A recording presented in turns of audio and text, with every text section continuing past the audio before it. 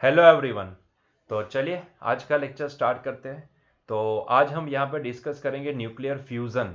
ये हमारा last topic रहेगा ये चैप्टर का। अभी देखो, हमने इससे पहले फिशन प्रोसेस देखी थी जिसके अंदर एक न्यूक्लियस, एक हैवी न्यूक्लियस टूटेगा और लो न्यूक्लियस, लाइट न्यूक्लियस में वो कन्वर्ट होगा, है ना। दो लाइट न्यूक्लियस बने थे और उसमें से तीन प्रोटॉन निकलते थे। उसमें भी रिएक्शन अलग अलग पॉसिबिलिटी में हमने देखे थे। हो सकता है बेरियम बनता हो, बेरियम एंड क्रिप्टॉन बनता हो और तब तीन न्यूट्रॉन निकलते हैं। तो ऐसा जरूरी नहीं कि हर एक बार ऐसा ही होगा, है ना, लेकिन ऐसी तीन रिएक्शन हमने यहाँ पे देखा था। उसी तरीके से अब हम यहाँ पे ये डिस्कस करेंगे, अगर मान लो कि अगर दो लाइट न्यूक्लियाई हमारे पास है, अगर दोनों फ्यूज होते हैं, एक दूसरे के साथ जुड़ते हैं और एक लार्ज न्यूक्लियस यहाँ पे फॉर्म करते हैं, तो क्या होता है वहां पे, है ना। तो यहाँ पे भी भाई, वहां पे हमने देखा था कि जब न्यूक्लियस टूटता है तो वहां पे एनर्जी रिलीज होती है। क्या ऐसे दो लाइट न्यूक्लियस जब भी जुड़ के एक हैवी न्यूक्लियस बनाएंगे तो क्या यहां पे एनर्जी रिलीज होती है? जी हाँ, डेफिनेटली होती है। हमें पता है, हमने देखा था एक बाइंडिंग एनर्जी करके एक पॉइंट हमने स्टडी किया था जिसके अंदर हमने देखा था कि जब भी न्यूक्लियन एक दूसरे के साथ जुड़ते हैं तो ऐसे केस में कुछ मास गायब होता है जिसको हम मास डिफेक्ट बोलते हैं ना। अगर उनको हम अलग अलग उनका मास यहाँ पे ऐड करें और फिर जब भी वो जुड़ेंगे तब उनका मास कैलकुलेट करते हैं, तो जब भी हमने अलग अलग कैलकुलेशन किया था उसके मास का एडिशन वो कुछ ग्रेटर देन निकलेगा इससे, है ना। तो इसका मतलब ये होता है कि भाई कुछ मास गायब हुआ है, और वो मास कहाँ गायब हुआ है? तो एनर्जी के फॉर्म में गायब हुआ है। वो हमें पता है, स्पेशल रिलेटिविटी से हमने देखा था कि वो मास एनर्जी में गायब हुआ है ना। तो इसका मतलब ये होता है कि यहाँ पे भी पॉइंट तो यही निकल के आएगा कि अगर यहाँ पे दो लाइट न्यूक्लियस एक दूसरे के साथ जुड़ेंगे तो जो जुड़ के जो बड़ा न्यूक्लियस बनेगा उसका जो आप मास कैलकुलेट करोगे तो there will be definitely some mass defect. अगर दोनों को अलग अलग थे तब उनका मास कैलकुलेट करके ऐड करोगे और जोड़ने के बाद जब उसका मास निकालोगे तो आपको यहाँ पे मास डिफेक्ट नजर आएगी। मतलब कि कुछ मास यहाँ पे गायब हुआ है जो एनर्जी के फॉर्म में रिलीज हुआ है ना। तो ये प्योर कंसेप्ट है एनर्जी रिलीज का, यहाँ पे हम ऐसा बोल सकते हैं, है ना। तो यहाँ पे इसका मतलब ये निकलता है कि जब भी दो लाइट न्यूक्लियाई जब भी एक दूसरे के साथ फ्यूज होते हैं, एक दूसरे के साथ जुड़ते हैं, तो ऐसे केस में भी यहाँ पे जो जब भी लार्ज न्यूक्लियस बनेगा तब यहाँ पे एनर्जी रिलीज होने वाली है। और ये जो प्रोसेस होती ना, इसी को बोला जाता है न्यूक्लियर फ्यूजन। इसको हम बोलेंगे न्यूक्लियर फ्यूजन। आपने एक नाम सुना होगा, हाइड्रोजन बॉम्ब, है ना। ये इसी कंसेप्ट के बेस होता है ना। तो ये जो न्यूक्लियर फ्यूजन प्रोसेस है वो बहुत ही सिंपल तरीके से आप समझ सकते हो कि भाई दो लाइट न्यूक्लियाई थे, दोनों एक दूसरे के साथ जुड़े, जुड़ने के बाद बना बड़ा सा लार्ज न्यूक्लियस, और यहाँ पे कुछ एनर्जी रिलीज हुई in terms of binding energy आप बोल सकते हो, है ना। तो वो बाइंडिंग एनर्जी के फॉर्म में, मतलब कि जब हमने मास कैलकुलेशन किया तो there is some mass defect. तो वहां पे मास डिफेक्ट नजर आई, इसका मतलब कि जो भी मास यहाँ पे गायब हुआ है वो कहीं ना कहीं एनर्जी के फॉर्म में रिलीज हो चुका है ना। तो ये प्रोसेस को बोला जाता है nuclear fusion. As for the example, यहाँ पे हमारे पास ऐसे तीन रिएक्शन है जो आपको एनसीईआरटी की किताब में दिए गए हैं, तो आप इसको समझ सकते हो। जैसे कि पहला एग्जांपल देखते हैं, दो हाइड्रोजन वन वन अभी अगर मान लो कि एक दूसरे के साथ जुड़ते हैं तो वो बनाएगा लेट से हाइड्रोजन वन टू। तो ये जो प्रोसेस हुई, दोनों जुड़े, उसने बनाया हाइड्रोजन वन टू, एक पॉजिट्रॉन यहाँ पे रिलीज हुआ, एक न्यूट्रिनो रिलीज हुआ, और साथ में 0.42 मेगा इलेक्ट्रॉन वोल्ट की एनर्जी भी रिलीज हुई। उसी तरीके से अगर मान लो कि हाइड्रोजन वन टू, हाइड्रोजन का दूसरा आइसोटोप लेते हैं जिसको हम ड्यूटेरॉन बोलते हैं, तो अगर दो ड्यूटेरॉन यहां पे जुड़ेंगे तो वो बनाएगा लाइट हीलियम। ये जो He23 है, यहां पे एक न्यूट्रॉन कम है, तो इसको हम बोलते हैं लाइट हीलियम, ठीक है। तो यहां पे एक लाइट हीलियम बनेगा, साथ में एक न्यूट्रॉन रिलीज होगा, और साथ में 3.27 मेगा इलेक्ट्रॉन वोल्ट की एनर्जी रिलीज होगी, है ना। उसी तरीके से मान लो कि मेरे पास दो ड्यूटेरॉन जुड़ते हैं, तो जरूरी नहीं कि हर बार यहाँ पे हमारे पास हीलियम ही बने, है ना, लाइट हीलियम ही बने, जरूरी नहीं है। मान लो कि दो ड्यूटेरॉन यहाँ पे जुड़ते हैं, तो यहाँ पे हो सकता है कि यहाँ पे हाइड्रोजन वन थ्री प्रोड्यूस हुआ हो, उसके साथ साथ एक हाइड्रोजन वन वन रिलीज हुआ, और उसके साथ साथ 4.03 मेगा इलेक्ट्रॉन वोल्ट की एनर्जी भी रिलीज हुई हो। तो ये जो तीनों रिएक्शन है ना, ये हमें न्यूक्लियर फ्यूजन प्रोसेस दिखाते हैं, है ना। और आप देखो, हर एक प्रोसेस के अंदर ऐसा नहीं कि फिशन प्रोसेस के अंदर ही हमें यहाँ पे एनर्जी रिलीज होती नजर आती है। यह गलत हो जाएगा मानना, है ना। सीधी सी बात है, हमें पता है कि जब भी दो न्यूक्लियाइड को छोड़ो, दो न्यूक्लियन अगर जुड़ते हैं तब भी वहां पे मास डिफेक्ट नजर आती है हमें ना। जो अलग थे तब कुछ अलग था मास, और जब भी जुड़े तब जो टोटल मास हमने कैलकुलेट किया वो दोनों की इंडिविजुअल मास के एडिशन से कुछ कम ही नजर आता है, मतलब कि वहां पे मास गायब होता है। और मास जब भी गायब होता है तो वो एनर्जी के फॉर्म में ही गायब होता है। तो ऐसा नहीं है कि सिर्फ न्यूक्लियर फ्यूजन प्रोसेस के अंदर ही हमें एनर्जी मिलती है, यहाँ पे भी एनर्जी मिल रही है। देखो पहला रिएक्शन देखो, आपको यहाँ पे नजर आएगा 0.42 मेगा इलेक्ट्रॉन वोल्ट की एनर्जी रिलीज हुई है ये प्रोसेस के दौरान, जब दो प्रोटॉन यहाँ पे, जिस हाइड्रोजन 1 को हम क्या बोलेंगे, प्रोटॉन, है ना, इसको हम प्योरली प्रोटॉन ही बोल सकते हैं ना, क्योंकि इसमें एक ही प्रोटॉन है। अब देखो एटॉमिक नंबर भी 1 है, मास नंबर भी 1 है, मतलब कि एक ही प्रोटॉन। तो दो प्रोटॉन जब भी जुड़े तो यहाँ पे बना ड्यूटेरॉन, साथ में कुछ पॉजिट्रॉन यहाँ पे रिलीज हुआ, न्यूट्रिनो रिलीज हुआ, और ये एनर्जी भी रिलीज हुई। ये एनर्जी हम बाइंडिंग एनर्जी बोल सकते हैं, क्योंकि वहां पे दो प्रोटॉन जुड़ते हैं एक दूसरे के साथ, तो यहाँ पे बाइंडिंग एनर्जी के फॉर्म में यहाँ पे कुछ एनर्जी रिलीज हो रही है ना। ये बाइंडिंग एनर्जी क्या है ये आपको पता है, तो मुझे वापस इसको एक्सप्लेन करने की जरूरत नहीं है, ठीक है। उसी तरीके से दो ड्यूटेरॉन यहाँ पे जुड़े तो उसने बनाया लाइट हीलियम, उसके साथ साथ एक न्यूट्रॉन रिलीज हुआ, और उसके साथ साथ देखो 3.27 मेगा इलेक्ट्रॉन वोल्ट की एनर्जी भी रिलीज हुई, है ना। उसी के साथ साथ जरूरी नहीं कि हर बार ड्यूटेरॉन जब भी जुड़ते हैं तो लाइट हीलियम ही बनता है, यहाँ पे हो सकता है कि 1 3 हाइड्रोजन 1 3 यहाँ पे बना, उसके साथ साथ एक प्रोटॉन भी रिलीज हुआ, और साथ में कुछ एनर्जी रिलीज हुई जो है 4.03 मेगा इलेक्ट्रॉन वोल्ट की। तो यहाँ पे कोई भी रिएक्शन यहाँ पे पिक्चर में आ सकता है ना। तो अल्टीमेटली बेसिक इसका कॉन्सेप्ट क्या होता है, न्यूक्लियर फ्यूजन उसे बोला जाता है जब दो लाइट न्यूक्लियाई एक दूसरे के साथ फ्यूज होते हैं, फ्यूज मतलब कि जुड़ना, एक दूसरे के साथ जुड़ते हैं। तो ऐसे केस में जब भी वो लार्ज न्यूक्लियस बनता है तो लार्ज न्यूक्लियस बनने के साथ साथ यहाँ पे बहुत सारी एनर्जी भी रिलीज होती है in terms of binding energy, ठीक है। तो यही प्रोसेस को बोला जाता है न्यूक्लियर फ्यूजन प्रोसेस। लेकिन यहां पे भी कुछ प्रॉब्लम्स है, यहां पे भी दिक्कतें हमारे सामने आती है। जैसे कि सबसे बड़ी दिक्कत जो भी अगर हम यहाँ पे डिस्कस करें, जो एक ही दिक्कत यहाँ पे एक ही जो प्रॉब्लम है वो यहाँ पे हमारे पास साथ डिस्कशन में आया है, हमारी एनसीईआरटी में बोला गया है, दिखाया गया है। एंड दैट इज दी, भाई ये दो दो न्यूक्लियस है, जैसे कि दो प्रोटॉन है, दो प्रोटॉन के बीच में ये फ्यूज करवाना, मतलब कि दो प्रोटॉन को फ्यूज करवाना ये इतना भी आसान नहीं होता है। आप समझो कि दो प्रोटॉन है, दोनों पॉजिटिवली चार्ज है, दोनों एक दूसरे को रिपेल करते हैं, दोनों एक दूसरे को एक दूसरे के नजदीक नहीं आने देंगे। तो यहां पे आप ऐसा सोचो कि भाई दोनों ऐसे अपने आप एक दूसरे के करीब आ जाए और फिर एक दूसरे के साथ जुड़ जाए, और यहां पे बड़ा एक न्यूक्लियस बन जाए जिसको हम ड्यूटेरॉन बोलते हैं, है ना। तो ये ऐसे ही नहीं होने वाला है। सीधी सी बात है कि दो अगर सेम पॉजिटिव पोलैरिटी वाले सेम चार्ज है तो दोनों एक दूसरे को रिपेल करेंगे, दोनों एक दूसरे को एक दूसरे के नजदीक नहीं आने देंगे। तो इंटेंशनली उनको लेके आना पड़ेगा, है ना। और लेके आने के लिए हमें यहाँ पे एनर्जी प्रोवाइड करनी पड़ेगी। अगर उनको इनफ एनर्जी नहीं मिलती है, देखो क्या होता है कि एक होता है न्यूक्लियर फोर्स, लेकिन न्यूक्लियर फोर्स तब लगता है जब ये दोनों एक दूसरे के साथ करीब आ जाए, एकदम एकदम करीब आ जाए, है ना, एकदम करीब आ जाए, है ना। लेकिन उनको एकदम करीब लाने के लिए, उनको कोलाइड करने के लिए हमें पहले तो उनको कोलाइड करवाने के लिए यहाँ पे एनर्जी लगानी पड़ेगी। हाँ, एक बार जैसे एक दूसरे के करीब आ जाते हैं तो अभी यहाँ पे स्ट्रॉन्ग न्यूक्लियर फोर्स यहाँ पे पिक्चर में आ जाएगा, जो यहाँ पे जो उनका जो कुलम फोर्स है उसको हावी हो जाएगा, उसके ऊपर हावी हो जाएगा, और वो उसकी इफेक्ट को नाबूद कर देगा, है ना। लेकिन उसके लिए पहले उन दोनों को एक दूसरे के नजदीक लाना बहुत ही जरूरी होता है ना, बहुत ही जरूरी होता है। ये बहुत ही इंपॉर्टेंट पॉइंट होता है यहाँ पे, है ना। फ्यूजन प्रोसेस में ये सबसे बड़ा प्रॉब्लम यही है कि भाई दो न्यूक्लियाई को एक दूसरे के नजदीक लाना ये इतना आसान नहीं होता, उसके लिए एनर्जी देनी पड़ती है हमें, है ना। एनर्जी दोगे तो भाई वो दोनों एक दूसरे के करीब आएंगे, और जैसे एक दूसरे के साथ एक बार कोलाइड हुए तो अब वो फ्यूज हो जाएंगे, अब मतलब कि जुड़ जाएंगे, मतलब कि अब उनका जो बीच का जो न्यूक्लियर फोर्स होगा वो उन दोनों को अट्रैक्ट कर लेगा, और फिर यहाँ पे कुछ एनर्जी रिलीज होगी, और वो एक न्यूक्लियर, बड़ा न्यूक्लियर, लार्ज न्यूक्लियस बन जाएगा, ठीक है। तो ये पॉइंट बहुत ही इंपॉर्टेंट होता है। क्यों ये इंपॉर्टेंट है, क्योंकि इसकी पीछे का रीजन ये है कि भाई यहाँ पे दोनों पॉजिटिवली चार्ज पार्टिकल है, तो डेफिनेटली उन दोनों के बीच में यहाँ पे एक कूलम रिपल्जन फोर्स लगता है, एक रिपल्सिव नेचर वाला फोर्स लगने वाला है।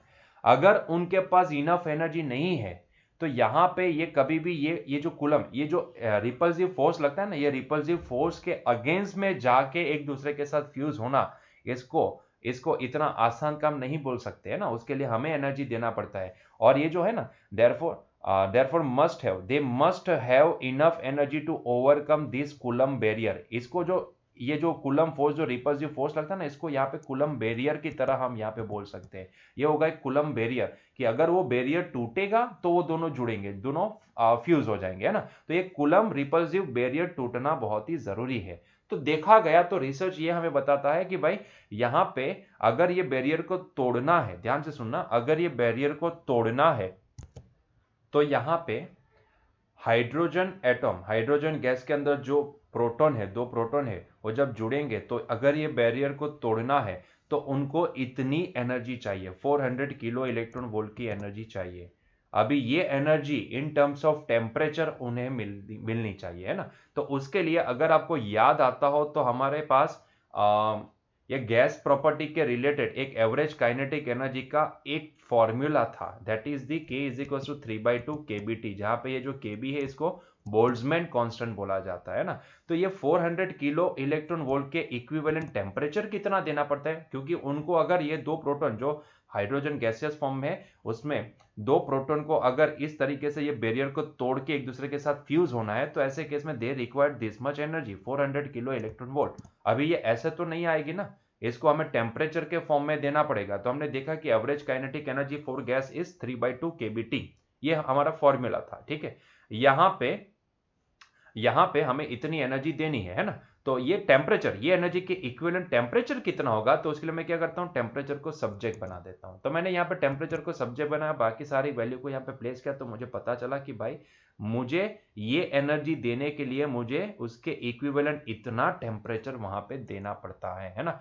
तो अगर मैं ये हाइड्रोजन गैस को मैं अगर 3 × 10⁹ केल्विन का टेम्परेचर देता हूं, तो डेफिनेटली वो दो प्रोटॉन अभी ये जो यहाँ पे कूलम्ब बैरियर है उसको तोड़ के वो दोनों फ्यूज हो सकते हैं ना। लेकिन जरा सोचो ये क्या है, 3 × 10⁹ केल्विन, ये कोई छोटी वैल्यू नहीं होती। इतना टेम्परेचर देना मतलब कि आप समझ सकते हो कि कितना हैवी टेम्परेचर है, कितना हैवी नहीं बोलेंगे, कितना हाई टेम्परेचर है। तो इतना हाई टेम्परेचर देना इतना भी आसान काम नहीं होता है। तो जब इतना टेम्परेचर देते हैं तब ये प्रोसेस यहाँ पे अपने आप कंटिन्यू हो पाती है ना। तो इतना टेम्परेचर देना पड़ता है तब जाके यहाँ पे दो प्रोटॉन जो भी है एक दूसरे के साथ फ्यूज हो पाएंगे, और इस तरीके से ये न्यूक्लियर फ्यूजन प्रोसेस हो सकती है ना। तो इतना टेम्परेचर मिलना बहुत ही जरूरी है, इसीलिए इसको थर्मोन्यूक्लियर फ्यूजन बोला जाता है ना। इसका नाम जो भी हो, थर्मोन्यूक्लियर फ्यूजन, ज्यादातर हम इसको थर्मोन्यूक्लियर फ्यूजन बोलेंगे। ज्यादातर ये जो प्रोसेस होती है ना वो हमारे सन और स्टार के अंदर हमें देखने को मिलती है। जैसे कि हम सन की बात करें या स्टार की बात करें तो उसके अंदर ऐसी प्रोसेस होती रहती है। जैसे कि अगर हम स्पेसिफिकली यहाँ पे अगर सन के लिए डिस्कशन करें तो सन के अंदर ये न्यूक्लियर फ्यूजन वाली प्रोसेस जो भी है वो अंदर कंटिन्यूअसली होती रहती है ना। अभी यहाँ पे सन का जो इंटीरियर टेम्परेचर होता है वो होता है 1.5 × 10⁷ केल्विन, ठीक है। तो अगर उसके हिसाब से देखें तो ये वैल्यू जो भी है वो considerably less than the estimated temperature required for the fusion of particles of average energy. हमें यहाँ पे इतना टेम्परेचर चाहिए, और यहाँ पे हमें मिलता कितना है, 1.5 × 10⁷ केल्विन, ठीक है। सन का इंटीरियर जो टेम्परेचर है वो इतना ही है ना। तो ये कंसिडरेबली बहुत ही कम होता है कंपेयर टू हमारा जो एस्टिमेटेड टेम्परेचर है उसके। लेकिन यहाँ पे सन के अंदर जो प्रोटॉन्स होते हैं ना, प्रोटॉन्स के पास एनर्जी जो भी है वो ये एवरेज एनर्जी से कुछ ज्यादा होती है, इसीलिए यहाँ पे फ्यूजन प्रोसेस हो पाती है ना। और अगर हम अगर सन के अंदर होने वाली फ्यूजन प्रोसेस को अगर हम यहाँ पे देखें तो हम उसको इस तरीके से अलग अलग इक्वेशन से शो कर सकते हैं। तो सन के लिए यहाँ पे फ्यूल का काम कौन करेगा, तो हाइड्रोजन करेगा, और हाइड्रोजन जो भी होते हैं वही यहाँ पे हीलियम में कन्वर्ट होते हैं, है ना। तो अगर मैं सन के अंदर होने वाली ये जो फ्यूजन प्रोसेस है, तो ये फ्यूजन प्रोसेस को हम इस तरीके से अलग अलग इक्वेशन से शो कर सकते हैं, जिसमें ये स्टेप बाय स्टेप हर एक इक्वेशन यहाँ पे स्टेप बाय स्टेप फॉलो होता जाएगा। पहली होती है proton proton cycle which is represented by this following equation, जिसमें दो प्रोटॉन एक दूसरे के साथ जुड़ते हैं और बनाता है एक ड्यूटेरॉन, ठीक है। तो यहाँ पे एक ड्यूटेरॉन बनेगा, साथ में एक पॉजिट्रॉन यहाँ पे रिलीज होगा, एक न्यूट्रिनो रिलीज होगा, और साथ में यहाँ पे 0.42 मेगा इलेक्ट्रॉन वोल्ट की एनर्जी रिलीज होगी, है ना। तो ये पहला चरण होता है, ऐसा आप मान सकते हो। दूसरे चरण में क्या होता है, तो दूसरे चरण में यहाँ पे एक पॉजिट्रॉन एक इलेक्ट्रॉन के साथ फ्यूज होगा, और यहां पे गामा रेडिएशन निकलेगा, और उसके साथ साथ 1.02 मेगा इलेक्ट्रॉन वोल्ट की भारी मात्रा में एनर्जी भी रिलीज होगी। यह उसका दूसरा चरण होता है। अभी तीसरे चरण में क्या होता है, तो तीसरे चरण में यहाँ पे ड्यूटेरॉन यहाँ पे प्रोड्यूस हुआ था, वही ड्यूटेरॉन यहाँ पे एक हाइड्रोजन एक प्रोटॉन के साथ, यहाँ पे बोल दो इसको एक प्रोटॉन, तो एक ड्यूटेरॉन एक प्रोटॉन के साथ फ्यूज होता है और बनाता है एक लाइट हीलियम, और यहां से कुछ गामा एनर्जी रिलीज करता है और साथ में 5.49 मेगा इलेक्ट्रॉन वोल्ट की एनर्जी रिलीज होगी। तो ये था इसका तीसरा चरण। अभी यहां पे जो आपको ये जो लाइट हीलियम बना है ना, तो यहां पे क्योंकि ये प्रोसेस कंटिन्यूसली चलती ही रहती है, यहां पे ऐसा मान लो कि उसके अंदर बहुत सारे ऐसे हाइड्रोजन का जत्था है, तो अंदर अंदर ही अंदर ऐसे फ्यूजन प्रोसेस होती ही रहती है ना, कि पहले ये हुआ, उसमें उसके बाद ये प्रोसेस हुई और उसके बाद ये आया। ठीक है, अभी यहां पे जो एक हीलियम निकला, ऐसा ही ये 3 चरण कंप्लीट होने के बाद दूसरा भी एक ऐसा हीलियम निकला होगा, लाइट हीलियम, वो दोनों एक दूसरे के साथ जुड़ेंगे और जुड़ के यहां पे आपको एक हीलियम न्यूक्लियस बना के देगा, साथ में 2 प्रोटॉन रिलीज होंगे और आप देखो 12.86 मेगा इलेक्ट्रॉन वोल्ट की एनर्जी भी यहां पे रिलीज हो रही है ना। तो आप देखो ध्यान से देखो, तो ये चरण बाय चरण यहाँ पे हमें स्टेप बाय स्टेप सारी प्रोसेस नजर आ रही है ना। तो आखिरी चरण में हमारे पास क्या निकल के आता है, हीलियम बनता है, इसीलिए हमने यहाँ पे बोला था कि फ्यूल यहाँ पे हाइड्रोजन है जो यहाँ पे बर्न होके हीलियम में कन्वर्ट होता है ना। तो ये हीलियम में कन्वर्जन जो भी है वो यहाँ पे अलग अलग 4 स्टेज की प्रोसेस है, और यह 4 स्टेज में भी आप देखोगे ध्यान से, तो यहाँ पे जो पहले 3 स्टेज है इसको 2 बार रिपीट करोगे तब जाके आप ये चौथा स्टेज कंप्लीट कर पाओगे, है ना। लेकिन ये हमें नहीं करना होता, ये अपने आप हो जाता है वहां पे, है ना। तो यहाँ पे हम हर एक स्टेज को देखते हैं। तो पहले स्टेज में क्या हो रहा है, देखो पहले स्टेज में 2 प्रोटॉन यहाँ पे ज्वाइंट हुए, फ्यूज हुए और उसमें से बना ड्यूटेरॉन, साथ में कुछ एनर्जी रिलीज हुई। यहाँ पे फिर दूसरे स्टेज में क्या हो रहा है, तो एक पॉजिट्रॉन एक इलेक्ट्रॉन के साथ फ्यूज हुआ है, गामा रेज निकले और साथ में कुछ एनर्जी रिलीज हुई। तीसरे स्टेज में क्या हुआ, तो तीसरे स्टेज में यहाँ पे जो हमारे पास ड्यूटेरॉन निकला था वो एक प्रोटॉन के साथ और एक प्रोटॉन के साथ फ्यूज हुआ और उसने लाइट हीलियम बनाया। और फिर ऐसा यही 3 स्टेज रिपीट होने के बाद, मतलब कि 3 स्टेज कंप्लीट होने के बाद मान लो कि मुझे यहां से एक हीलियम मिला है, लाइट हीलियम, ऐसे ही कहीं पे ये 3 स्टेज कंप्लीट हो चुके होंगे जहां से दूसरा एक लाइट हीलियम मुझे मिला है, वो दोनों लाइट हीलियम ना यहाँ पे एक दूसरे के साथ फ्यूज होंगे, है ना। तो एक यहां से ये प्रोसेस में ऐसी ही एक प्रोसेस रनिंग थी दूसरी कोई हाइड्रोजन एटम के अंदर, मतलब कि 2 प्रोटॉन के बीच में, और यही 3 स्टेज कंप्लीट हुए थे और वहां से एक यहाँ पे लाइट हीलियम मेरे पास आया और ये दोनों एक दूसरे के साथ फ्यूज हुए और यहाँ पे मिला मुझे एक हीलियम। ठीक है, और कुल मिला के देखोगे तो यहाँ पे हमें टोटल एनर्जी मिलती है 12.86 मेगा इलेक्ट्रॉन वोल्ट। ठीक है, तो इसीलिए यहां पे क्या बोला जाता है कि दूसरा ये जो लाइट हीलियम है ना, यहाँ पे जो आखिरी चौथे चरण के अंदर जो हमें 2 लाइट हीलियम यहाँ पे फ्यूज करने की जरूरत पड़ी है हीलियम बनाने के लिए, तो ये जो 2 लाइट हीलियम है ना, तो एक हीलियम मिलता है 3 स्टेज कंप्लीट होने के बाद, तो ऐसा ही दूसरा हीलियम मिलने के लिए, लाइट हीलियम पाने के लिए हमें यही 3 स्टेज को, यही 3 स्टेप्स को रिपीट करना पड़ेगा, है ना। तो पहला एक हीलियम मिलता है 3 स्टेप कंप्लीट होने के बाद, तो ऐसे ही दूसरे लाइट हीलियम को पाने के लिए हमें यहाँ पे यही 3 स्टेप को दोबारा रिपीट करना पड़ेगा, दोबारा रिपीट करना पड़ेगा, तब जाके हमें दूसरा हीलियम मिलेगा, है ना, लाइट हीलियम। और ये 2 लाइट हीलियम एक दूसरे के साथ जुड़ के हमें मिलेगा एक हीलियम। ठीक है, और साथ में 2 प्रोटॉन भी रिलीज होंगे और साथ में इतनी ढेर सारी यहाँ पे एनर्जी भी रिलीज होगी, है ना। इसीलिए यहाँ पे ना एक सेंटेंस आपको दिया गया है, एक लिखा गया है यहाँ पे सेंटेंस कि भाई इन दी 4 hydrogen atoms combined for 2He helium atom with a reason। देखो hence in short 4 hydrogen atoms combine to form an helium atom with a release of 26.7 mega electron volt. मतलब कि आप देखो ध्यान से, यहां पे ये जो पूरी प्रोसेस हो रही है ना, हमने जो वहां पे पहला स्टेज देखा, दूसरा स्टेज देखा, तीसरा स्टेज देखा एंड द लास्ट स्टेज। ठीक है, लास्ट स्टेज आखिरी से जिसमें 2 लाइट हीलियम जुड़ते हैं और हमें एक हीलियम बना के देता है ना। लेकिन ये दूसरा वाला जो हीलियम, लाइट हीलियम है ना, पहला हीलियम, ये एक स्टेप नंबर 1 2 3 कंप्लीट करने पे हमें एक हीलियम, लाइट हीलियम मिल जाता है, और यही 3 स्टेप को हम वापस दोबारा रिपीट करेंगे तो हमें दूसरा लाइट हीलियम मिलेगा, है ना। तो ये 3 स्टेप वापस दोबारा रिपीट करने जरूरी है, तब जाके मुझे दूसरा हीलियम, लाइट हीलियम मिलेगा, और फिर ये दोनों फ्यूज होके हमें ये कंबाइन हीलियम मिले, सॉरी ये He है ना। हाइड्रोजन नहीं तो आप बोलोगे सर ये तो हाइड्रोजन लिखा आपने, नहीं नहीं नहीं, मैं हीलियम की बात कर रहा हूँ, है ना, मैं बोल रहा हूँ यहाँ पे वीडियो में सिर्फ दिख नहीं रहा है, बोल भी रहा हूँ।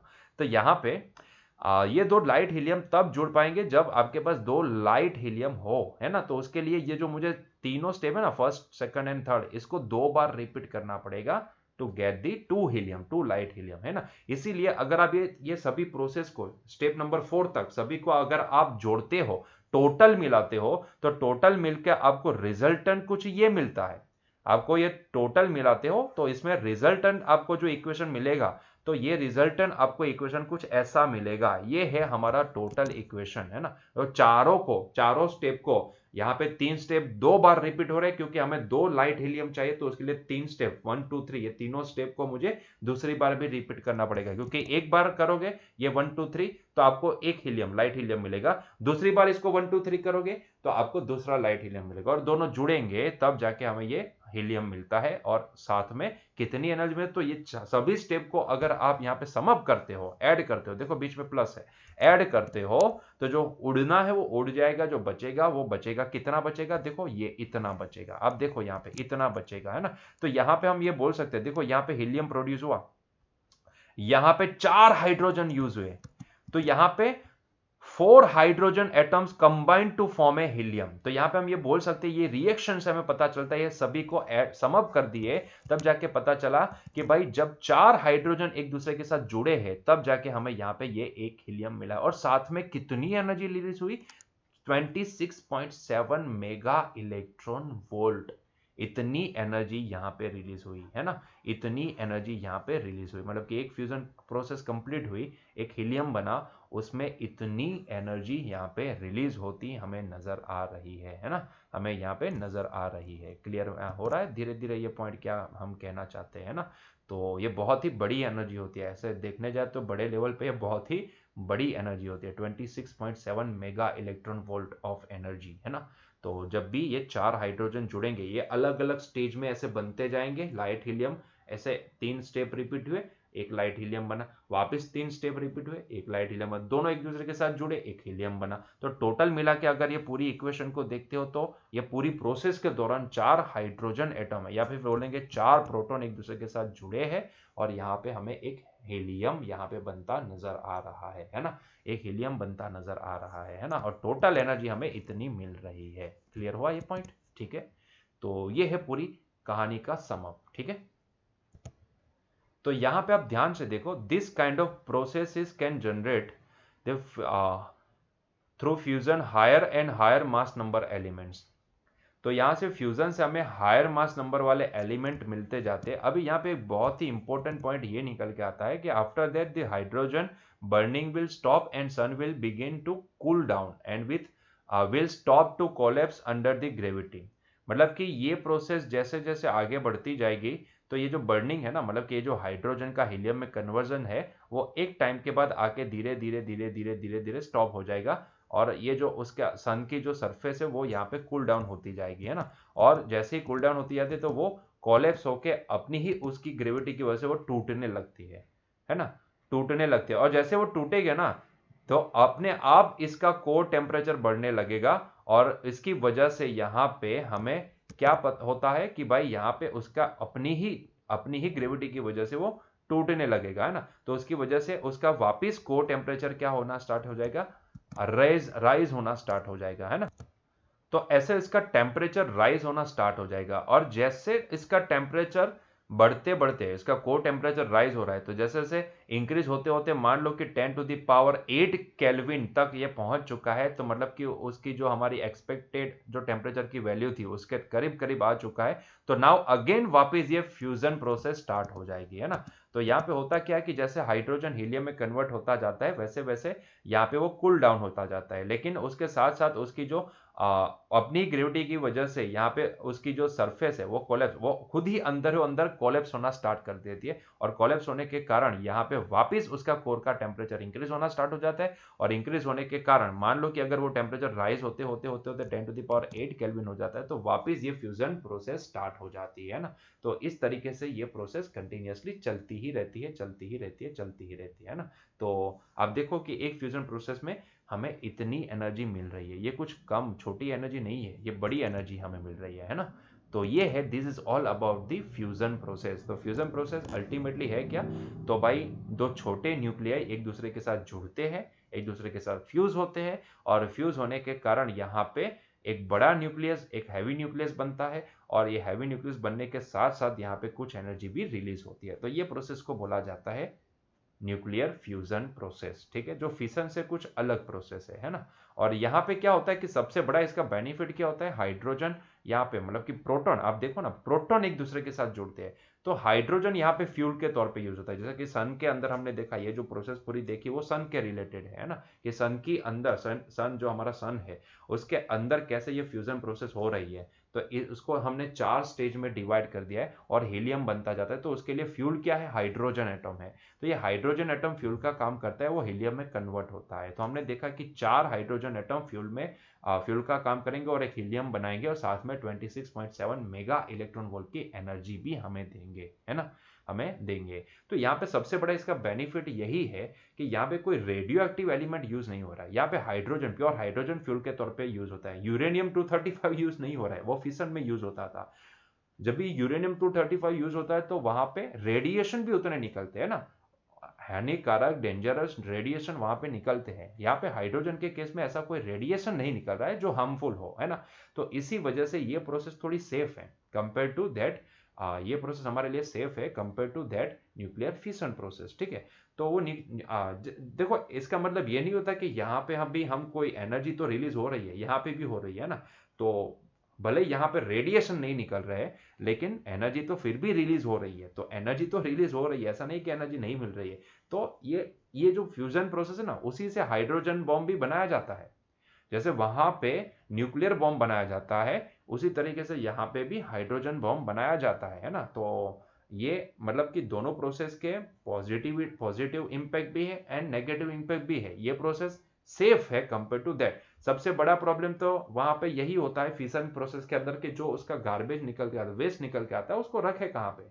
तो बहुत बड़ा क्वेश्चन वहां पे आ जाता है ना। यहाँ पे ऐसा नहीं है, वहां पे क्योंकि गार्बेज को, जो भी वेस्ट निकलता है उसको गार्बेज में फेंका नहीं जा सकता, मतलब खुली हवा में ऐसे छोड़ दिया ऐसा नहीं चलता है। वहां पे रेडिएशन निकलते हैं, यहाँ पे ऐसा नहीं है।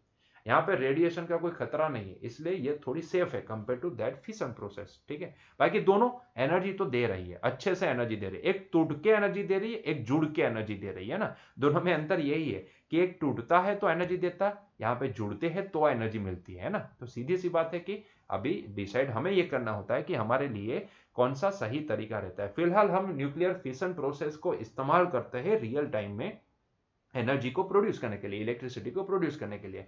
लेकिन ऐसा भी माना जाता है कि हाइड्रोजन है ना, वो भविष्य का एक फ्यूल है, जिसका इस्तेमाल करके आगे जाके हम उसी में से एनर्जी प्रोड्यूस करेंगे, है ना। मतलब कि फ्यूजन प्रोसेस को इस्तेमाल करके हम बहुत सारी तगड़ी एनर्जी वहां पे प्रोड्यूस कर पाएंगे। ठीक है, तो दो प्रोसेस हमारे सामने है, एनर्जी के दो सोर्स यहाँ पे हमारे सामने है, एक है यूरेनियम 235, एक है हाइड्रोजन। अभी दोनों में से कौन सा इस्तेमाल करना ये हमारे हाथ में है, इंसान के हाथ में होता है ना।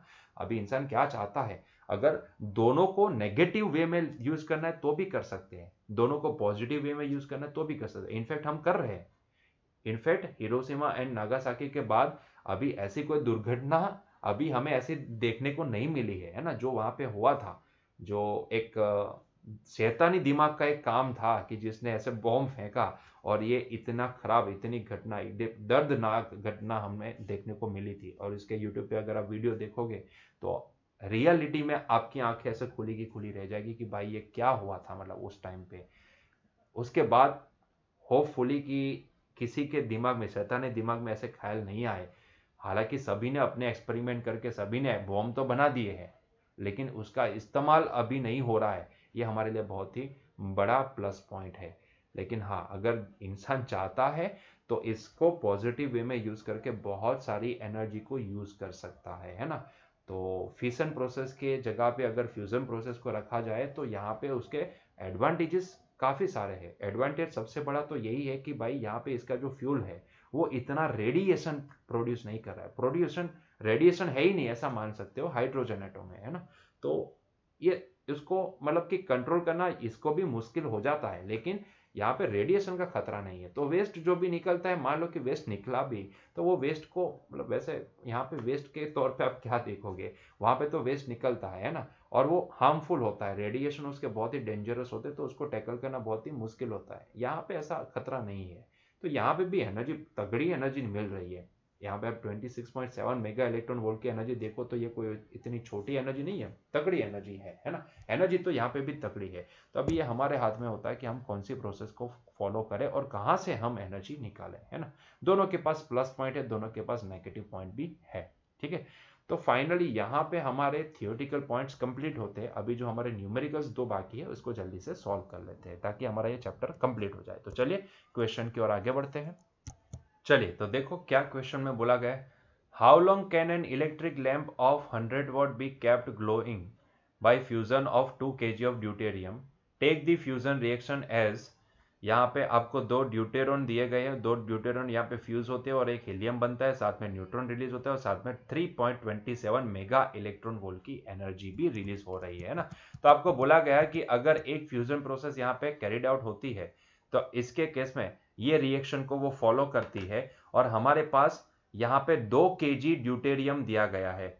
मतलब कि यहाँ पे हमारे पास 2000 ग्राम ड्यूटेरॉन है। उसके अंदर से, क्योंकि एक ड्यूटेरॉन यहाँ पे अगर एक ड्यूटेरॉन के साथ अगर जुड़ता है तो हमारे पास इतनी एनर्जी रिलीज होती है। तो हमारे पास ऐसे 2 kg ड्यूटेरॉन है, तो उसका इस्तेमाल करके हम 100 वॉट के लैंप को कितने साल तक या कितने टाइम तक उसको ग्लो करवा पाते हैं वो हमें यहाँ पे पता करने को बोला गया है ना। तो पहले तो हम क्या पता करते हैं, पहले तो ये पता कर लेते हैं कि भाई यहाँ पे क्योंकि ड्यूटेरॉन का मास नंबर क्या है 2, तो 2 ग्राम के अंदर हमें पता है कि टोटल नंबर ऑफ एटम्स कितने होते हैं, तो एवोगैड्रो नंबर के बराबर है ना। तो अगर 2 ग्राम के अंदर 6 इंटू 6.023 इंटू 10⁻23 एटम्स है, तो 2000 ग्राम के अंदर कितने ड्यूटेरॉन होने, कितने एटम्स होने चाहिए, है ना। ये पहले पता कर लेते हैं क्योंकि वो टोटल नंबर ऑफ एटम्स हमें पता चलता है। तो भाई ऐसे 2 एटम एक दूसरे के साथ जुड़ेंगे, 2 न्यूक्लियस जुड़ेंगे तो हमें इतनी एनर्जी मिलेगी, है ना। तो उस हिसाब से हम वहां पे आगे कैलकुलेशन कर सकते हैं। तो पहले मैं यही कैलकुलेट करता हूं कि total number of total number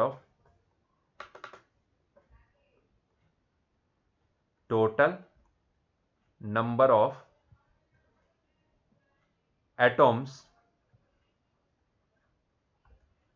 atoms in 2 gram deuteron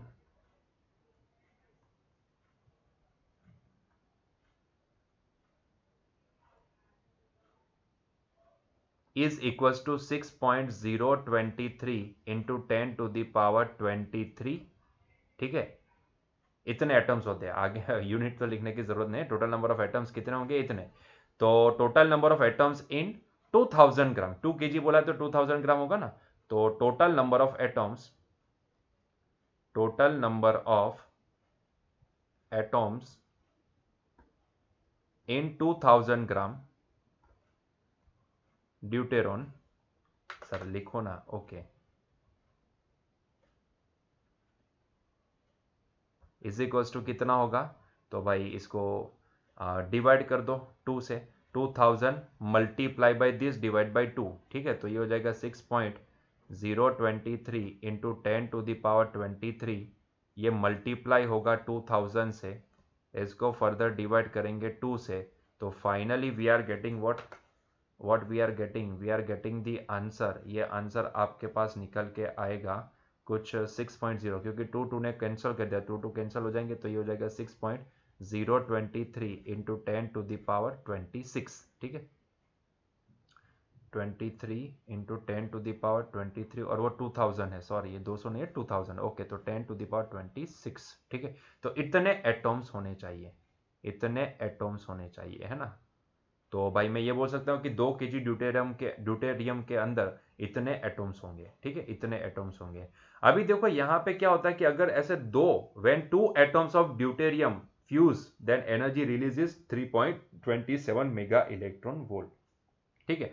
तो पर एटम में कितनी मान सकता हूं, क्योंकि यहाँ पे 2 एटम अगर फ्यूज होंगे तो हमें इतनी मिलेगी। तो पर एटम कितनी होगी, तो भाई इसकी आधी, है ना। क्योंकि यहाँ पे अगर 2 ड्यूटेरॉन के एटम्स, यहाँ पे ड्यूटेरियम के एटम्स यहाँ पे फ्यूज होंगे तो हमें 3.27 मेगा इलेक्ट्रॉन वोल्ट एनर्जी मिलती नजर आ रही है ना। तो टू एटॉम्स यहां पे लिखेंगे when to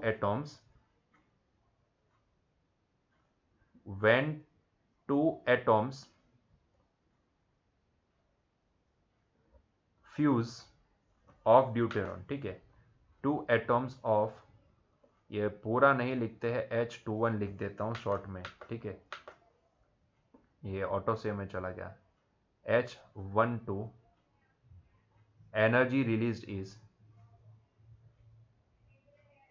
energy is released that is 3.27 mega electron volt, ठीक है। तो इसका मतलब ये होता है द एनर्जी रिलीज पर एटॉम कितनी होगी, एनर्जी रिलीज्ड पर एटॉम, ये तो दो एटॉम अगर जुड़ेंगे तो energy released per atom that is equal to divide by 2 कर दे, क्योंकि दो जुड़ेंगे तो इतनी रिलीज होगी, तो एक के रिलेटेड कितनी होनी चाहिए, डिवाइड बाई 2 कर दो, तो ये हो जाएगा 3.27 डिवाइड बाई 2, मतलब कि हमारे पास आंसर निकल के आएगा 1.635 मेगा इलेक्ट्रॉन वोल्ट, ठीक है। तो पर एटॉम यहां पे इतनी एनर्जी होगी, है ना। और हमारे पास टोटल नंबर ऑफ एटॉम्स कितने हैं, 2 kg के अंदर इतने हैं, पर एटॉम हमारे पास इतनी एनर्जी है ना। टोटल नंबर ऑफ एटॉम्स इतने हैं, तो मैं एक काम करता हूं ना, ये टोटल नंबर ऑफ एटॉम्स को मैं 1.635 से मल्टीप्लाई कर देता हूं, तो मुझे ये टोटल 2 kg में से कितनी एनर्जी मिल सकती है वो मुझे यहाँ पे पता चल जाएगी, है ना। तो यहाँ पे हम क्या करेंगे, अभी total energy release from 2 kg deuterium, total energy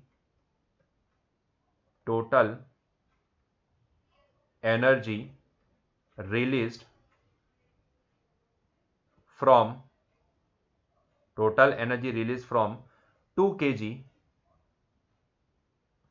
deuterium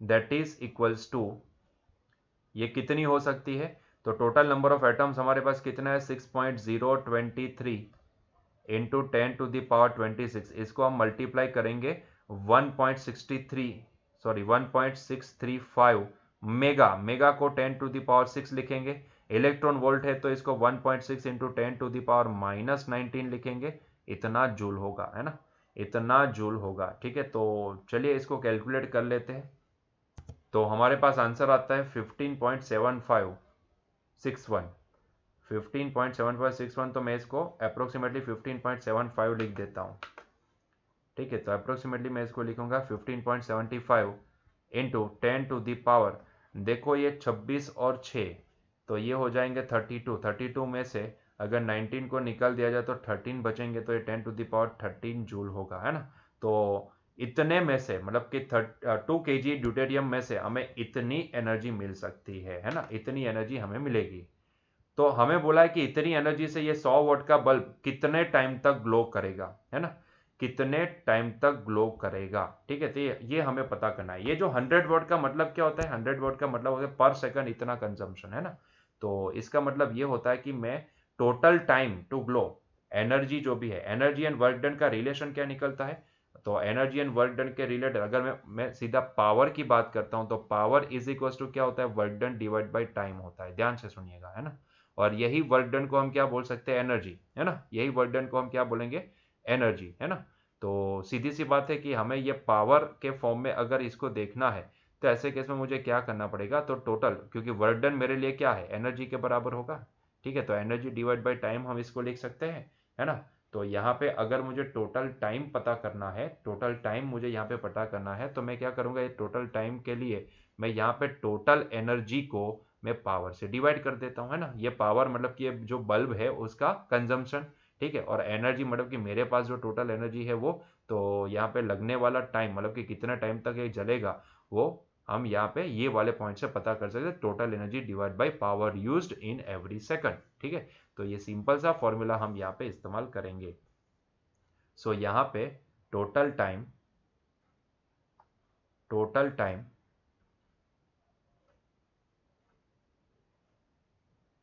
that is equals to total energy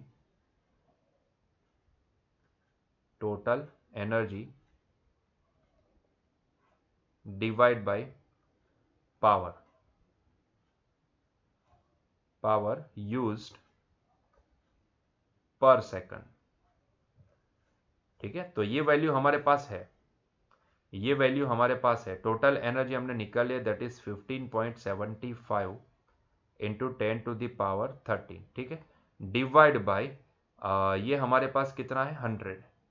तो अगर मैं इसको डिवाइड करूंगा तो मेरे पास ये आ जाएगा 15.75 इंटू 10⁻, ये नीचे 2 ऊपर चला जाएगा तो 11 हो जाएगा, है ना। तो ये इतना second. So this is the answer. आप चाहो तो इसको ईयर में भी कन्वर्ट कर सकते हो। अगर ईयर में कन्वर्ट करना है तो यही वैल्यू को आप अगर फर्दर डिवाइड कर देते हो तो यहाँ पे मुझे फर्दर इसको डिवाइड करना पड़ेगा 3 पॉइंट, क्योंकि ये सेकंड में आंसर आता, 3.154 इंटू 10⁻7। ठीक है, तो अब ये जो आंसर आएगा तो ये मुझे ईयर में मिलेगा, और वो आंसर हमारे पास आता है 4.9936 इंटू 10⁻4 ईयर्स। अप्रोक्सीमेटली हम इसको क्या बोलेंगे, 4.99 ईयर्स। ठीक है, इंटू 10⁻4 ईयर्स, इंटू 10⁻4 ईयर्स। ठीक है, तो ये हो गया इसका सॉल्यूशन।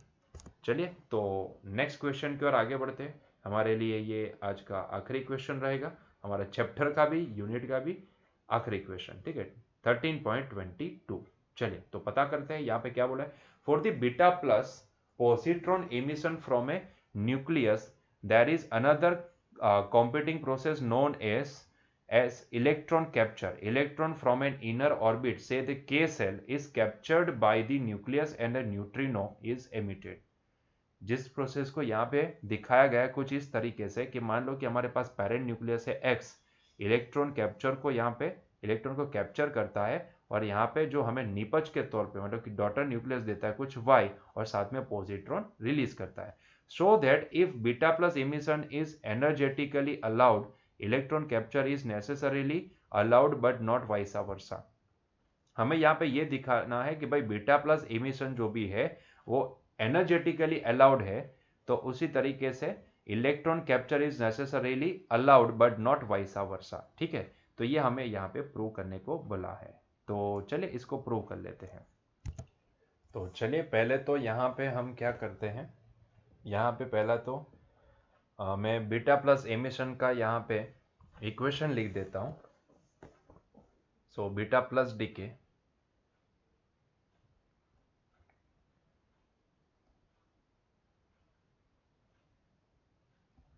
तो अगर मैं बीटा प्लस डीके का इक्वेशन लिखता हूँ तो ये हो जाएगा, मान लो पेरेंट न्यूक्लियस है X जिसका एटॉमिक नंबर Z है, मास नंबर A है, और उसमें से बनता है मान लो कि डॉटर न्यूक्लियस Y जिसका एटॉमिक नंबर होगा Z-1 एंड मास नंबर बनेगा A। मतलब कि यहाँ पे हमें ये समझ में आता है कि एक प्रोटॉन न्यूट्रॉन में कन्वर्ट हुआ है ना। तो मैंने आपको बताया भी था कि देसी तरीके से आप इसको ऐसे याद रखो कि भाई उसने अपना पॉजिटिव चार्ज पॉजिट्रॉन के फॉर्म में छोड़ दिया, उसके साथ साथ यहाँ पे न्यूट्रिनो रिलीज होगा और कुछ एनर्जी यहाँ पे रिलीज होगी। मुझे ये Q1 का इक्वेशन लिखना है। मैंने आपको ये भी बताया था कि जब भी बीटा दिख के आता है तो ऐसे केस में आपको न्यूक्लियर लेवल पे यहाँ पे इक्वेशन लिखना होता है ना।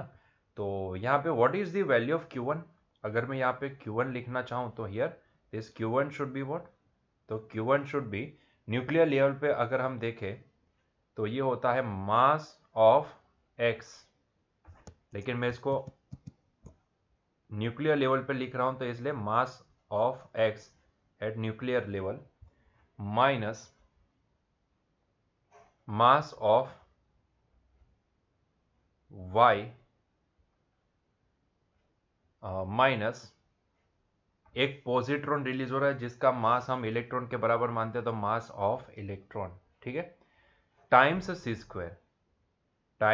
स्क्वायर। ठीक है, तो ये हमारा डेल्टा M है। ठीक है, इतना हमारा मास डिफेक्ट है, इसको मल्टीप्लाई कर दिया सी स्क्वायर से, तो इतनी एनर्जी हमें रिलीज होती नजर आएगी। मास इतना गायब हुआ है जो एनर्जी के फॉर्म में रिलीज हुआ होगा, ऐसा हम मान सकते हैं। ठीक है, चलिए इसको हम अभी एटॉमिक लेवल पे लिखते हैं, तो इसको मैं क्या बोलूं, इसको मुझे अगर लिखना है तो मैं इसको ऐसे लिखूंगा, it is nothing but mass of x, उसमें से मैं इलेक्ट्रॉन जितने भी होंगे उसका मास सब्ट्रैक्ट कर दो, मतलब कि minus Z times mass of electron. उसी तरीके से मैं इसको लिखता हूं, मास ऑफ वाई, लेकिन उसमें भी जितने इलेक्ट्रॉन्स होंगे उसको मैं सब्ट्रैक्ट कर देता हूं, तो मैं यहां पे लिखूंगा माइनस, इलेक्ट्रॉन से z माइनस वन, तो z minus one times mass of electron, ठीक है, माइनस मास ऑफ इलेक्ट्रॉन का सी स्क्वायर। ठीक है, तो अगर हम इसको कुल मिला के देखें तो देखो ये माइनस जेड एम स्क्वायर, ये minus minus plus Z M E, sorry minus Z M E plus Z M E, ये कैंसिल हो जाएगा, minus minus plus M E cancel हो जाएंगे, तो कुल मिला के मेरे पास जो भी कैंसिल तो नहीं होगा, लिखना पड़ेगा, देखते हैं। तो ये हो जाएगा मास ऑफ एक्स माइनस ये है z times mass of M E minus mass of y, ये हो जाएगा minus minus plus z minus one times mass of electron minus mass of electron times C square. यहाँ पे देखो, इसको थोड़ा सा ब्रैकेट ओपन करते हैं, तो ये हो जाएगा मास of x minus Z times mass of electron minus mass of y, अभी ये ओपन करते हैं ब्रैकेट को, तो ये हो जाएगा plus Z times mass of electron minus mass of electron minus mass of electron times C square. तो देखो जेड एम ई ने जेड एम ई को मार दिया, तो बचा कितना हमारे पास, बचा इतना, mass of X minus mass of Y minus two times mass of electron times C square. ठीक है, तो ये होगी Q value of beta plus decay. अभी मैं यहाँ पे इसके साथ साथ में इलेक्ट्रॉन कैप्चर की भी यहाँ पे प्रोसेस लिखता हूँ। ठीक है, तो मैं यहाँ पे इलेक्ट्रॉन कैप्चर भी लिखता हूँ, और देखते हैं यहाँ पे क्या होता है, इलेक्ट्रॉन कैप्चर में क्या होता है। तो अब मैं लिखूंगा इलेक्ट्रॉन कैप्चर, तो ये इलेक्ट्रॉन कैप्चर, इलेक्ट्रॉन कैप्चर।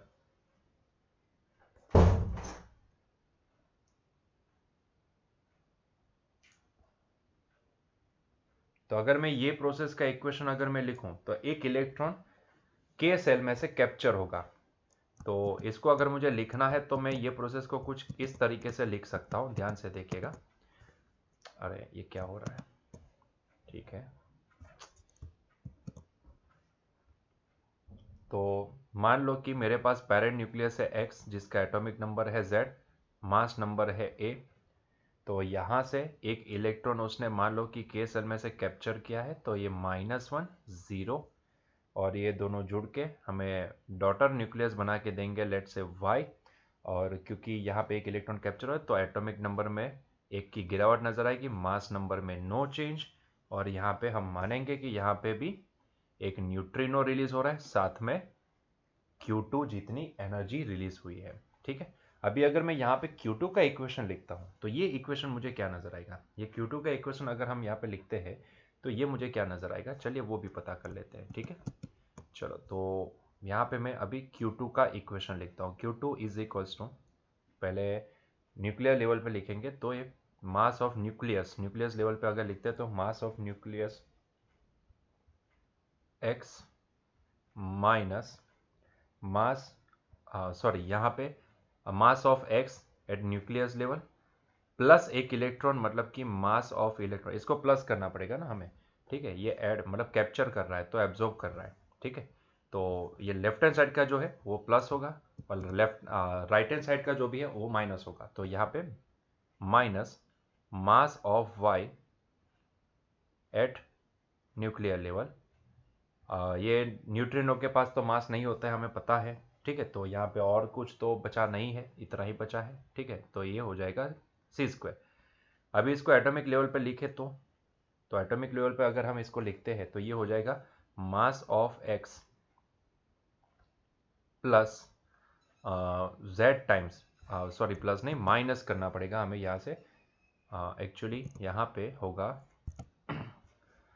तो ये माइनस इलेक्ट्रॉन्स जितने भी है उनके मास को सब्ट्रैक्ट कर दिए, ठीक है, प्लस ये एम हमारे पास है, माइनस अगर मैं इसको एटॉमिक लेवल पे लिखता हूँ तो ये क्या हो जाएगा, तो ये हो जाएगा मास ऑफ वाई, उसमें जितने यहाँ पे इलेक्ट्रॉन्स है उसको सब्ट्रैक्ट करते हैं तो इसका एटॉमिक नंबर है Z-1, तो Z-1 इलेक्ट्रॉन्स होंगे, तो इसको मैं लिखूंगा Z-1 times mass of electron times c², ठीक है। चलिए इसको फर्दर आगे बढ़ाते हैं, तो ये mass of x minus z times mass of electron plus mass of electron minus mass of y, minus minus ये हो जाएगा plus Z-1 times mass of electron times c², ठीक है। चलो तो इसको अभी वहाँ पे ब्रैकेट ओपन करते हैं, मास of x minus z times mass of electron plus mass of electron minus mass of y plus z times mass of electron minus mass of electron times c², ठीक है। तो देखो z times mass of electron, z time mass of electron, mass of electron, mass of electron, ये दोनों cancel हो चुके हैं। तो मेरे पास यहाँ पे क्या बचा है, मास of x minus mass of y times c², ठीक है। तो ये आई हमारे पास Q2 की वैल्यू।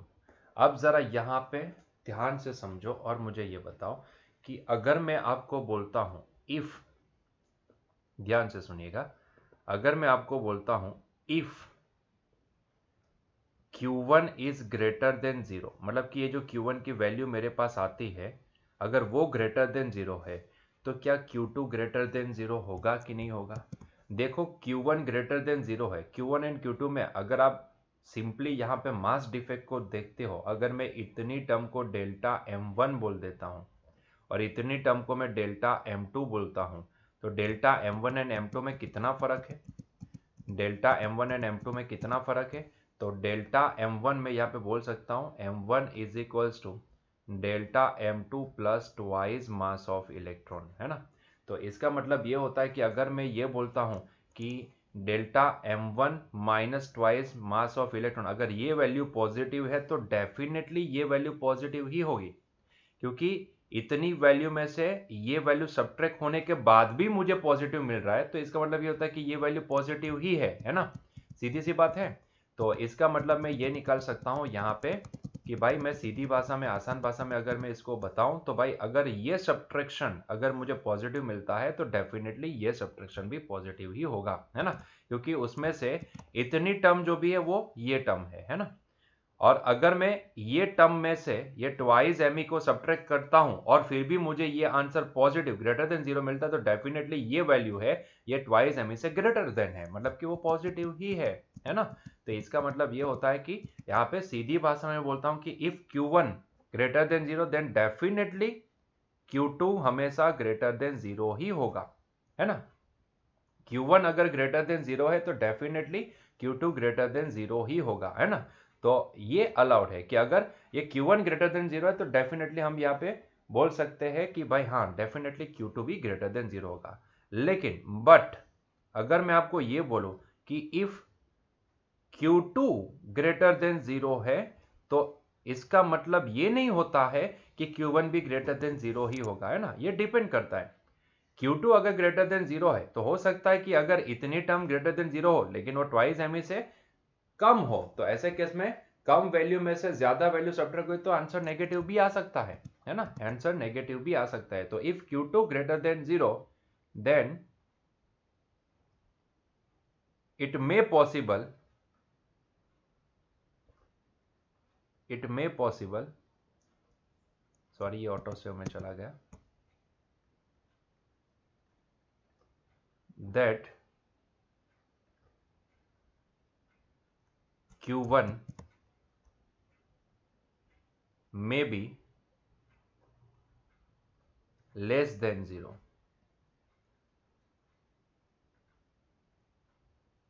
ठीक है, तो जरूरी नहीं है कि Q2 ग्रेटर देन जीरो होगा तो Q1 भी ग्रेटर देन जीरो होगा ही होगा, ये जरूरी नहीं है ना। तो ये वाइसा वर्सा प्रोसेस नहीं है, ये वाइसा वर्सा नहीं है, समझ में आ रही है, ये वाइसा वर्सा नहीं है। हाँ, डेफिनेटली Q1 अगर ग्रेटर देन जीरो है तो definitely Q2 greater than zero होगा ही होगा। लेकिन अगर Q2 ग्रेटर देन जीरो तो इसका मतलब ये नहीं होता कि भाई Q1 भी ग्रेटर देन जीरो हुआ होगा, क्योंकि Q1 में ये वैल्यू भले ग्रेटर देन जीरो हो, लेकिन इसके साथ साथ ये वैल्यू इससे ज्यादा भी होनी जरूरी है, ग्रेटर देन भी होनी जरूरी है। अगर नहीं होगी ट्वाइस एम से ग्रेटर देन, तो यहाँ पे सब्ट्रैक्शन पॉजिटिव को मैं क्या करूं, पॉजिटिव को मैं क्या करूं, अगर सब्ट्रैक्शन ये वैल्यू ये ट्वाइस एम से लेस देन है तो ऐसे केस में भले ये M X minus M Y positive हो, लेकिन सब्ट्रैक्शन तब नेगेटिव आ जाएगा। तो ऐसे केस में भाई मैं ये नहीं बोल सकता हूँ कि भाई हाँ ये 100% यही होगा, है ना, कि ये अगर Q2 ग्रेटर देन जीरो तो Q1 भी ग्रेटर देन जीरो हो, ये जरूरी नहीं है। क्लियर हुआ ये पॉइंट? ठीक है, तो यहाँ पे ये वाइसा वर्सा नहीं हो सकता है। क्लियर हुआ ये पॉइंट? ठीक है, तो बस यहीं पे हमारा आज का ये लेक्चर भी खत्म करते हैं, हमारा ये चैप्टर भी एंड होता है। तो मिलेंगे नेक्स्ट लेक्चर में नए चैप्टर के साथ, दैट इज द सेमीकंडक्टर। तो मिलते हैं नेक्स्ट लेक्चर में, till that enjoy your day, bye.